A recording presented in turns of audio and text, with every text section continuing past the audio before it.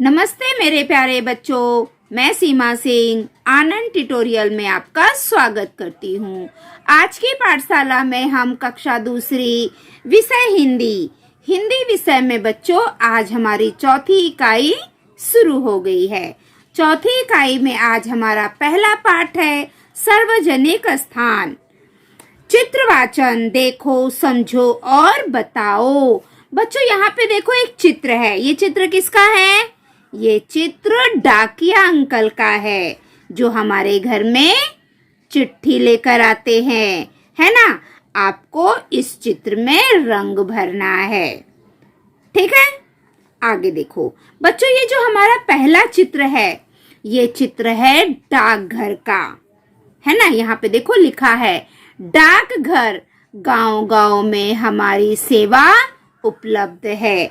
बच्चों ये जो डाकघर की सेवा है ये सभी जगह उपलब्ध है, भले वो बड़े बड़े शहर हो या गांव हो, सभी जगह पर डाकघर की सुविधा होती है।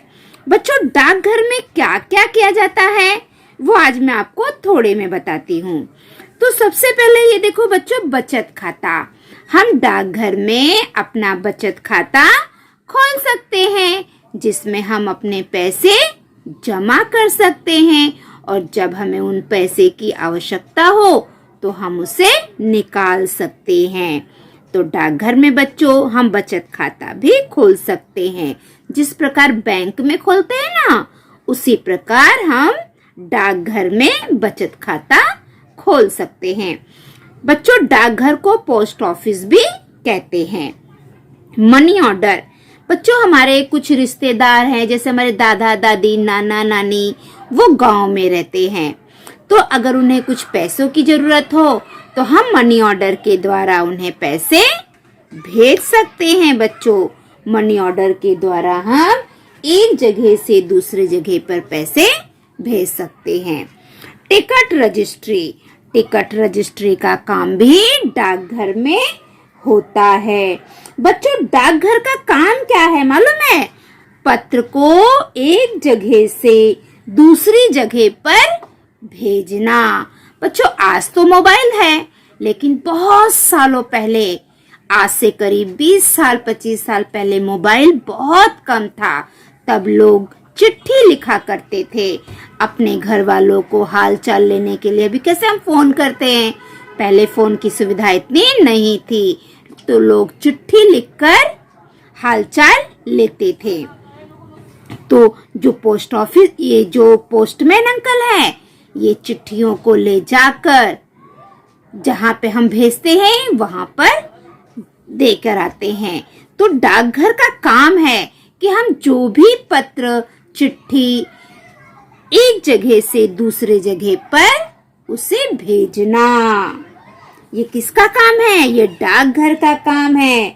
जो हम पत्र सब भेजते हैं ना, वो सबको इकट्ठा करते हैं और फिर सही जगह पर पहुंचा देते हैं।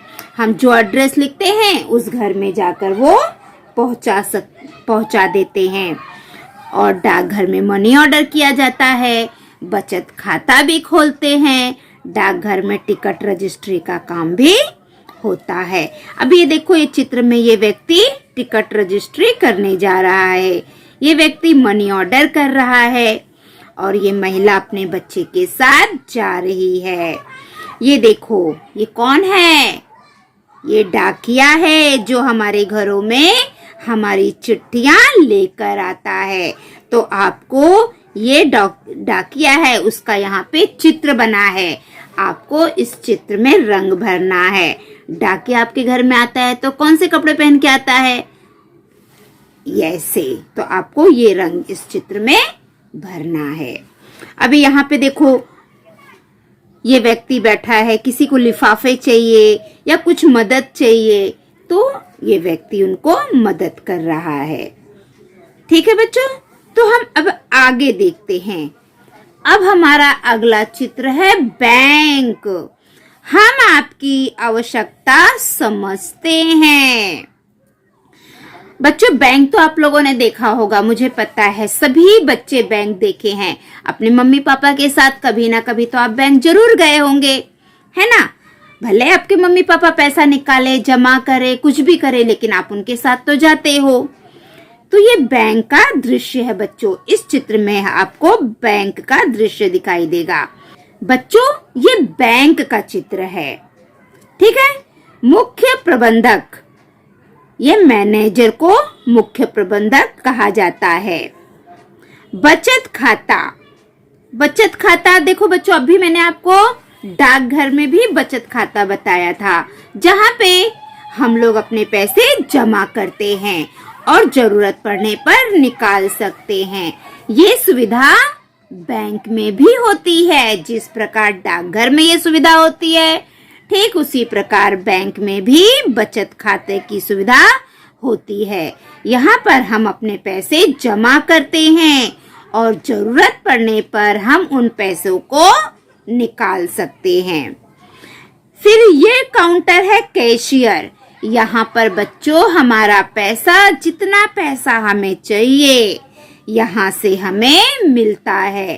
पहले हम चेक भर के देते हैं तो कैशियर हमें टोकन देता है, और जब हमारे टोकन का नंबर आ जाता है तो हम यहाँ पर आते हैं और कैशियर से अपने पैसे ले लेते हैं।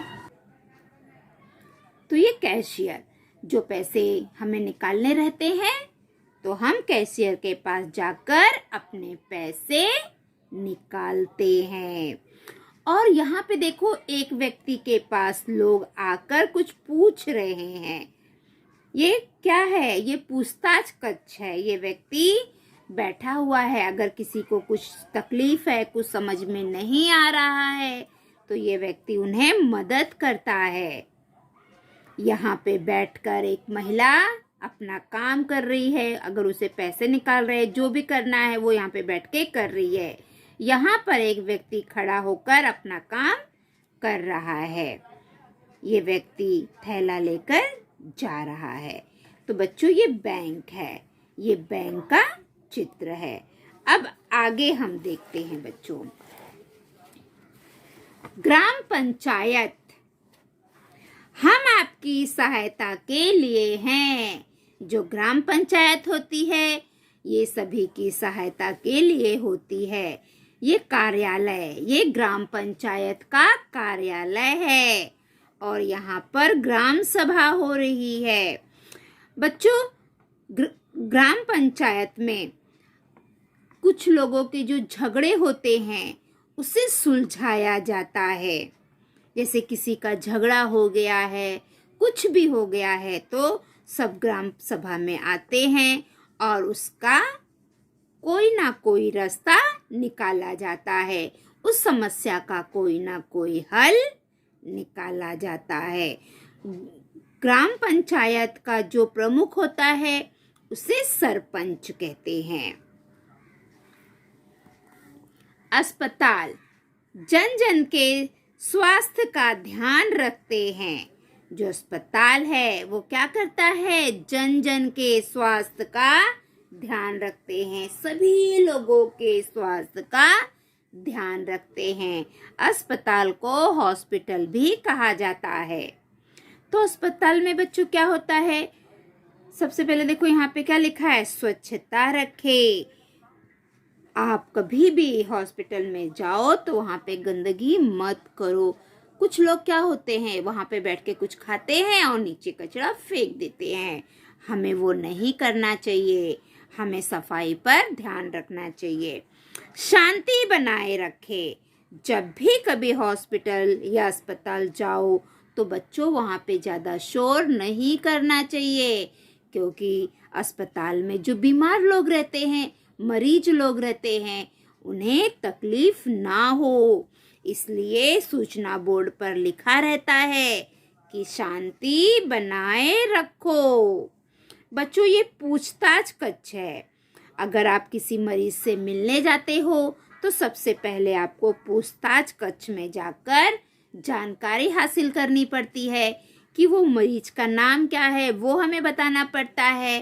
फिर ये हमें बताते हैं कि वो मरीज किस रूम में है। तो ये है पूछताछ कक्ष। अगर हमें किसी के बारे में कुछ जानकारी लेना है तो हम यहाँ पे जाकर लेते हैं। ये ओटी है बच्चों। रोगी से मिलने का समय सुबह 10 से 11 बजे, शाम 5 से 7 बजे। बच्चों, जब हम कभी भी किसी अस्पताल में जाते हैं तो वहाँ पे लिखा रहता है रोगी से मिलने का समय। हर समय तो हम रोगी से मिल नहीं सकते हैं, क्योंकि उन्हें आराम की बहुत आवश्यकता होती है, उन्हें ज़्यादा तकलीफ ना हो, इसलिए मिलने का समय निश्चित किया जाता है कि इस समय पर ही रोगी से कोई मिल सकता है, ताकि बाकी समय पे वो आराम करे। रोगी के पास एक ही व्यक्ति ठहरे। बच्चों, रोगी को आराम करने की ज़्यादा ज़रूरत होती है ना, क्योंकि वो बीमार है।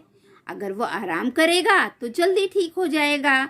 इसलिए हमेशा जो बीमार व्यक्ति है, रोगी व्यक्ति है, उसके पास एक ही व्यक्ति को रहने की इजाज़त दी जाती है।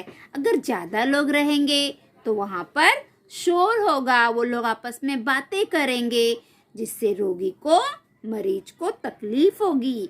इसलिए रोगी के पास एक व्यक्ति को रुकने की इजाज़त होती है। देखो, ये लड़की व्हीलचेयर पे बैठ के इसको लेके जा रहे हैं। ये डॉक्टर साहब है ना, और ये पूछताछ कक्ष है। तो ये मैंने आपको बता दिया। तो बच्चों, आज की पाठशाला में हमने क्या क्या सीखा? आज की पाठशाला में हमने डाकघर के बारे में जानकारी पाई, फिर बैंक के बारे में, और ग्राम पंचायत के बारे में, और अस्पताल के बारे में हमने जानकारी प्राप्त किया। तो बच्चों, जो हमारा आज की पाठशाला है वो यहीं पे समाप्त होती है। अगली पाठशाला में हम कल फिर मिलेंगे। अगर आप मेरे पाठशाला में नए हैं तो मेरे पाठशाला को लाइक करिए, सब्सक्राइब करिए, कमेंट करिए।